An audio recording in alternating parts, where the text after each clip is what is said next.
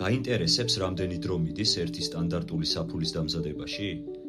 მოდი ერთად გავერკვიოთ. ვეცდები რომ ძალიან მოკლედ აგიხსნათ. პირველ რიგში ეს არ არის გართობა.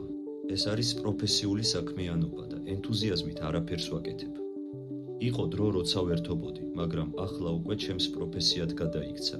ამიტომ ყოველი აქსესუარი არის დიდი სიყვარულით და ყურადღებით დამზადებული. რა თქმა უნდა დამკვეთის სურვილით. შესაბამისად, შემოდის შეტყობინება.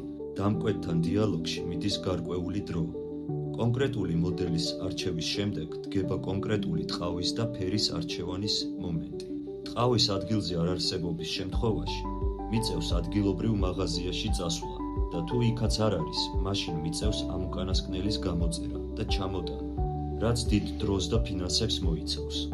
როცა ყველაფერი ადგილზეა, ვიწყებ ტყავის დაჭრით. ყველაფერი იჭრება თარგის მიხედვით, საკანცელარიო დანის მეშვეობით. მთლიანად ხელით დაჭრილ ტყავს ვამუშავებ, რომ არ ჰქონდეს უხეში ნაწილები. ყველა ნაწილს ვუკეთებ ლამაზ დეკორატიულ ზოლს. ყველა ჯიბეს ვაწებებ წებოთი და ვაკერებ ხელით. შემდეგ ორ ძირითად ნაწილზე ხდება საღებავის რამოდენიმე ფენის წასმა. თითო ფენის გაშრობას და გაზუმფარებას ჭირდება ნახევარი საათი. სულ ესმევა 3-დან 4 ფენამდე. ამის შემდეგ ორ ძირითად ნაწილს ერთი მეორეზე ვაწებებ და მთლიან პერიმეტრზე ვხვრეტ, სახვრედით. ვკერავ. მთლიანად ვუკეთებ ისევ დეკორატიულ ზოლს, უკვე აწყობილ აქსესუარს და პროცესი მეორდება. ისევ ვუსმევ საღებავს, ოღონდ უკვე მთლიან გვერდულ ზედაპირზე, აქაც 3-დან 4 ფენამდე. გამზადებულ აქსესუარს ვუღებ ფოტოებს, ვუღებ ვიდეოს და ვდებ სოციალურ ქსელში.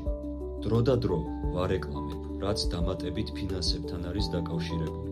იდეალური არავინ არაა, ამიტომ ხდება სიტუაციები, როცა ნახევრად დასრულებულ აქსესუარს შემთხვევით აფუჭებ და გიწევს თავიდან დაწყება. ამ შემთხვევაში მუშაობის დრო ყველაზე ცუდ შემთხვევაში ორმაგდება. ყველამ კარგად ვიცით, რომ ყველაზე ძვირფასი დრო არის. მე ვაფასებ ჩემს დროს. შენს დააფასე, ჯერ შენი და მერე სხვის.